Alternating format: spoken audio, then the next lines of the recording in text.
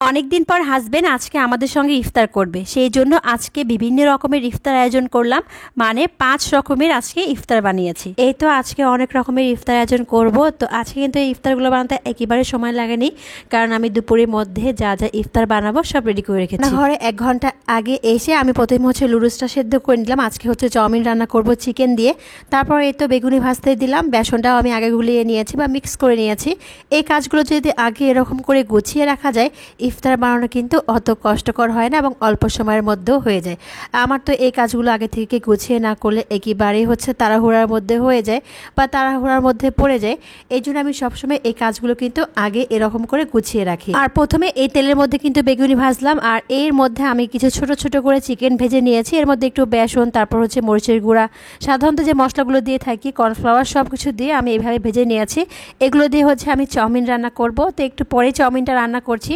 তার আগে এই তো আমার ঈদের কিছু কেনাকাটা দেখাই। তো আমার মোটামুটি অনেক কিছুই কেনাকাটা হয়ে গেছে, মানে আরও কিছু বাকি রয়েছে। তবে আমার বড় আপু আর মেজো আপুর জন্য 2টা ড্রেস নিয়েছি, আর সাথে আমিও একটা নিয়েছি।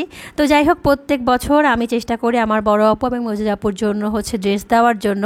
আর এই ড্রেসগুলো কিন্তু সুইস কটনের মধ্যে খুবই আরামদায়ক, বাহিরেও পরা যাবে এবং বাসায় পরে থাকা যাবে। এই জন্য আমি এই টাইপের ড্রেসগুলো বেশিরভাগ কেনা হয় আমার। তো এই কালারটা আমার খুবই পছন্দ হয়েছে। সেম এরকম আর একটা আমি নিয়েছি কালার, যেটা আমি নিয়েছি আর কি। আর এটা আমার মেজো আপুর জন্য নিয়েছি, প্রথমটা আমার বড় আপুর জন্য নেওয়া হয়েছে। আর এই ড্রেসটাও কিন্তু খুবই সুন্দর, দেখেন কালারটা।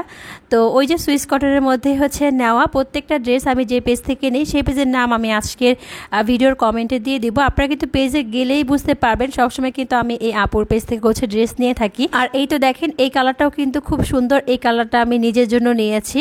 আর যদি মেজো আপু পছন্দ করে ফেলে এই কালারটা, তাহলে ওকে দিয়ে দিব। তো যাই হোক, প্রত্যেকটা কালার আমার খুবই পছন্দের। আর যে কালারটা মেজো আপুর জন্য নিয়েছে, ওর এই কালারটা পছন্দ, এই জন্য ওকে আমি ওই কালারটাই দিব ভাবলাম। তো ওই যে বললাম, যদি এটা পছন্দ করে আর কি, এটাই দিয়ে দিব। যেহেতু বোনেরা দেখা যায় একটু খুনসুটি তো হয়েই থাকে জামা কাপড় নিয়ে। তো যাই হোক, এখন ড্রেসগুলো তো আপনাদেরকে দেখিয়ে দিলাম। আর গিফটের ড্রেস কেমন হয়েছে অবশ্যই কমেন্টে জানাবেন। আর যে পেজটা যে পেজ থেকে আমি নিয়েছি আর কি, সেই পেজের নাম আজকের ভিডিওর কমেন্ট এবং ডিসক্রিপশন বক্সে দিয়ে দিব। আর এখন চাউমিনটা রান্না করব। এখানে পেঁয়াজ, কাঁচামরিচ, একটু রসুন কুচি, একেবারে রসুনটা কুচি করে দিয়েছি, আদা কুচি করে দিয়েছি, দিয়ে তেলের মধ্যে কিছুক্ষণ ভাজলাম। এরপর গাজর আর ক্যাপসিকামটা এইভাবে কেটে দিয়েছি আমি। তো কিছুক্ষণ এগুলো ভাজবো। তো ভাজার পর আমি এর মধ্যে টমেটো সস দিয়ে দিব, তারপর চিলি সস দিয়ে দিব।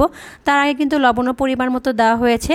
তো এরপর সয়া সস দিয়ে দিয়েছি, গোলমরিচের গুঁড়া দিয়েছি, দিয়ে কিছুক্ষণ সসটা ভেজে এখন এই সসের সঙ্গে একসাথে সবজিগুলো আমি একটু ভাজবো। তো যখন একটু ভাজা হয়ে যাবে, খুব বেশি কিন্তু ভাজিনি, হালকা একটু ভাজার পর আমি এই তো চিকেনগুলো কিন্তু এর মধ্যে দিয়ে দিয়েছি। চিকেনগুলো কিন্তু আমি আগেই রেডি করে রেখে দিয়েছিলাম, আপনারা কিন্তু দেখেছেন ভিডিওর শুরুতে। তো এখন এর মধ্যে দিয়ে কিছুক্ষণ রান্না করার পরে আমি এর মধ্যে নুডলসগুলো দিয়ে দিয়েছি। দিয়ে এখন শুধু রান্না করলেই কিন্তু চাউমিন রেডি হয়ে যাবে। আর আমি কিন্তু এইভাবে চিকেন চাউমিনটা রান্না করি, খুবই ভালো হয়। হালকা একটু সবজি দিয়ে, চিকেন একটু বেশি দিয়ে রান্না করা হয়।